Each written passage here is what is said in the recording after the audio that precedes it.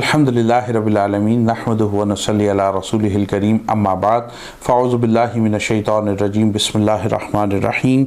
या अय्युहन नासु इन्ना खलक़नाकुम मिन ज़करिन व उन्सा व जअलनाकुम शुऊबन व क़बाइला लितआरफ़ू इन्ना अक्रमकुम इंदल्लाहि अत्क़ाकुम इन्नल्लाहा अलीमुन ख़बीर। आमन्तु बिल्लाहि सदक़ल्लाहुल अलीयुल अज़ीम। मोहतरम ख़वातीन हज़रात, आपका खादिम मुफ्ती इमरान एक मरतबा फिर आपकी खिदमत में हाजिर है और आज हम रियासत मदीना के हवाले से वो माशरती निज़ाम और वो माशरती मसावात जो नबी अलैहिस्सलातु वस्सलाम ने वहाँ के शहरियों के दरमियान कायम फरमाई थी, उस हवाले से इंतहाई मुख्तसर वक्त में चंद गुजारिशात पेश करने की कोशिश करेंगे।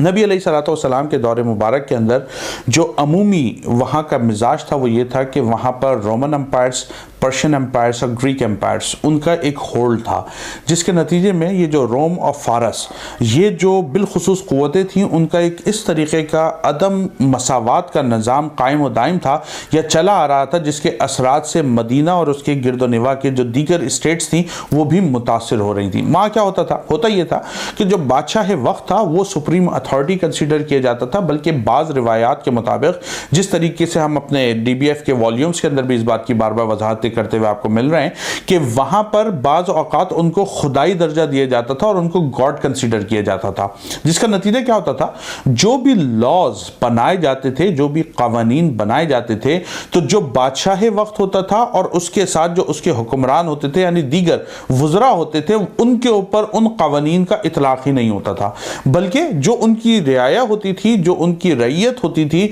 हर हाल में तमाम कानून का निफाज उन्हीं के ऊपर किया जाता था, जिसके नतीजे के अंदर माशरे के अंदर एक अदम तवाज़ुन की कैफियत मौजूद थी। अगर कोई अमीर शख्स, कोई ताकतवर शख्स किसी गरीब का कत्ल करता तो बदले में उससे क़िसास नहीं लिया जाता। अगर कोई गरीब शख्स किसी अमीर घराने के शख्स को मार देता तो बदले में ना सिर्फ उसको कत्ल किया जाता बल्कि उसके साथ उसके घर के एक और फर्द को मारा जाता और बाज़ औक़ात उसके पूरे कबीले को मिटा दिया जाता, सिर्फ इस बुनियाद पर कि उसने एक अमीर घराने के शख्स को कत्ल किया है। यकीनन कत्ल का निज़ाम जो इस्लाम में बयान किया गया वो क़िसास है, एक के बदले एक, और वो भी इस्लामी हुकूमत जो है वो उसका निफाज करेगी। लेकिन वहाँ का जो माशरा था उसके अंदर ये तमाम बातें हमें नज़र आती हैं। इसके अलावा और कई ऐसे अदम तवाज़ुन की अशिया हमें नज़र आती हैं और मामलात नज़र आते हैं, जिससे हमें ये समझ आता है कि जो शहरी थे उनके दरमियान कोई मसावात नहीं थी, बल्कि उनके साथ बहुत ज़्यादा एक्सप्लॉयटेशन ऑफ राइट्स का एक रवैया था जो कायम किया गया था। नबी अलैहिस्सलातु वस्सलाम जब जलवा अफरोज़ होते हैं, मदीने की रियासत की तामीर फरमाते हैं, तो नबी अलैहिस्सलातु वस्सलाम अपने मुताल्लिकीन को, हर शख्स को, हर सतह के ऊपर मसावात को इख्तियार करने का हुक्म भी फरमाते हैं और तालीम भी फरमाते हैं। यहाँ तक अहदीस की कुतुब में वाक़यात मौजूद हैं कि नबी अलैहिस्सलाम एक मरतबा तशरीफ़ फरमा थे, आपके पास एक सहाबी रसूल सल्लल्लाहु अलैहि वसल्लम आया और फरमाया कि मैं अपने फ़लाँ बेटे को एक फ़लाँ चीज़ तोहफ़तन देना चाहता हूँ, आप इसके ऊपर गवाह बन जाइए। तो नबी अलैहिस्सलातु वस्सलाम आपने फ़ौरन अगला सवाल उससे किया और फरमाया कि क्या तुम अपनी सारी औलाद को इसी तरीके का तोहफा दे रहा हो? तो उन्होंने कहा नहीं खुदा के महबूब, मैं फ़कत अपने इस औलाद को ये तोहफा दे रहा हूँ। तो आपने फरमाया नहीं, मैं जुल्म के निज़ाम के अंदर तुम्हारा हिस्सेदार नहीं बन सकता, बल्कि अगर तुम मसावात करोगे, सबको ये तोहफा दोगे तब तो ठीक है, और अगर सबको नहीं दोगे तो फिर ये जुल्म होगा। नबी अलैहिस्सलाम ने घर के अंदर भी अदम मसावात करने की तरफ लोगों को माइल नहीं किया। ऐसा नहीं था कि एक अगर बेटा है तो उसको बेटी के ऊपर तरजीह दी जाए, और अगर बेटे के तालीम के ऊपर लाखों करोड़ों खर्च किए जा रहे हैं तो बेटी की तालीम के ऊपर कुछ भी खर्च ना किया जाए। ऐसा ना हो कि बेटों को प्रोमोट किया जाए, बेटियों को प्रोमोट ना किया जाए, या इसका वाइस वर्सा आप अपोजिट ले लीजिए। इस्लाम में नबी अलैहिस्सलाम ने इन बातों को कभी प्रोमोट नहीं फरमाया। यह थी घरेलू सतह। जब हम बाहर निकलते हैं माशरती सतह पर तो हम देखते हैं कि नबी अलैहिस्सलातु वस्सलाम एक रास्ते से गुजर रहे हैं और आपने देखा कि एक साहबी रसूल सल्लल्लाहु अलैहि वसल्लम ने अपना घर मजबूत बनाया है, यानी पक्का बनाया है, और उसके ऊपर वो एक फ्लोर यानी फर्स्ट फ्लोर जो है उसकी भी तामीर फरमा रहे हैं। तो नबी अलैहिस्सलातु वस्सलाम ने अपने रुख अनवर को उस घर की जानिब से मोड़ लिया। जब सैयदना सिद्दीक़ अकबर रज़ियल्लाहु तआला अन्हु इस मामले को देखते हैं तो आप नबी अलैहिस्सलातु वस्सलाम से जुदा होने के बाद फ़ौरन उस साहबी रसूल के पास गए और जाकर आपने इस बात का बयान फरमाया कि नबी नबी अलैहिस्सलाम ने इस बात को नापसंद फरमाया है कि मुसलमानों की बस्ती में जहां पर गरीब लोग रहते हैं, छोटे छोटे घर बनाए, वहां तुम पक्का घर बनाओ और उसको भी इस अंदाज में बनाओ कि उसकी एक फ्लोर भी चढ़ा दो, यानी तुम उसको डबल स्टोरी कर दो। तो उन साहबी रसूल सल्लल्लाहु अलैहि वसल्लम ने इस बात को फौरन समझा और अपने उस फर्स्ट फ्लोर को तोड़ दिया। जब नबी अलैहिस्सलाम अगले दिन वहां से गुजरते हैं, आपने देखा आज वो नहीं है, तो पूछा कि उस मकान का क्या हुआ? तो फरमाया खुदा के महबूब, क्योंकि आपने उसको देखकर नापसंद फरमाया था तो साहबी रसूल ने आपकी मोहब्बत में उसको तोड़ दिया। मालूम ये चला कि सोसाइटी के अंदर नबी अलैहिस्सलाम ने जो माहौल कायम किया था, ऐसा नहीं था कि जो अमीर है अगर उसके पास दौलत है तो वो तमाम लोगों को हकीर समझता हुआ उनके दरमियान रहता हुआ बड़े बड़े घर बनाए, बड़े बड़े बंगले बनाए, जाहो मनसब के साथ और अपनी ताकत और कुव्वत का इजहार करे, और बाकी लोग जो है बेचारे उसकी ताकत और उसकी कुव्वत से मुतासिर होकर दब के रहे। बल्कि नबी अलैहिस्सलाम ने उन तमाम मामलात में मुसावात को कायम दायम रखा। इसी तरीके से जो लिबास का मामला था,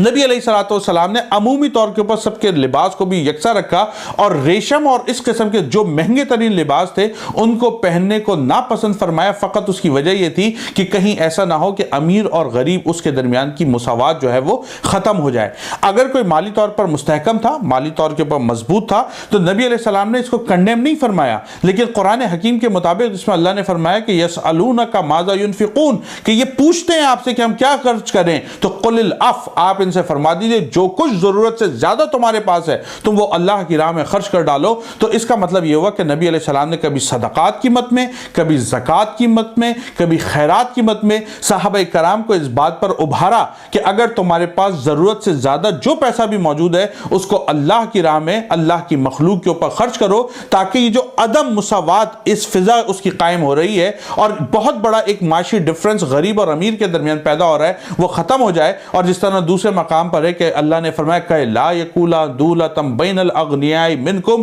कि ऐसा ना हो कि दौलत चंद हाथों में सिमट कर रह जाए, इसका खात्मा होना चाहिए, दौलत को आम होना चाहिए, सबके दरमियान बंटना चाहिए। नबी अलैहिस्सलाम ने इस बात को प्रोमोट फरमाया। इसका मतलब यह हुआ ख़वातीन और हज़रात कि नबी अलैहिस्सलाम ने अपनी पूरी तालीमात के अंदर किसी सूरत भी इस चीज़ को प्रोमोट नहीं किया कि इस किस्म का कोई भी अदम मुसावात हो, चाहे वो अदलिया का निज़ाम हो, चाहे वो मईशत का निज़ाम हो, वो माशरत का निज़ाम हो, हर निज़ाम के अंदर नबी अलैहिस्सलाम ने मुसावात को कायम रखा। यहां तक आता है हजरत सैयदना उमर फारूक रज़ी अल्लाह तआला अन्हु, आपके दौर के अंदर जो जजेस मौजूद थे, आपने उनमें से एक जज को बुलाया और बाकायदा वसाइक़ सियासिया के अंदर यह बात मनकूल है कि आपने उसको फरमाया, देखो खबरदार, अगर पहले फरीक से नरम लहजे में बात करो तो दूसरे से सख्ती से ना करना, और अगर पहले से सख्ती से बात करो तो दूसरे से नरमी से ना करना। ऐसा ना हो कि लोग ये समझने लग जाएं कि तुम एक को दूसरे के ऊपर तरजीह दे रहे हो, चाहे वो सियासत का मामला हो, वो समाज का मामला हो, वो मईशत और माशरत का मामला हो। नबी अलैहिस्सलाम ने हर मामले के अंदर मुसावात को कायम और दायम रखा। जहां तक गैर मुस्लिमों की बात है जो वहां पर रहते थे, उनके बारे में कुरान हकीम में बाकायदा तौर के ऊपर इस किस्म की बेशुमार आयात मौजूद हैं जिसमें अल्लाह रब्बुल इज्जत ने फरमाया कि वला यजरिमन्नकुम शनाआनु कौमिन अल्लाह तादिलू इदिलू हुवा अक़रबु लित्तक़वा। फरमाया कि ऐसा ना हो कि किसी कौम से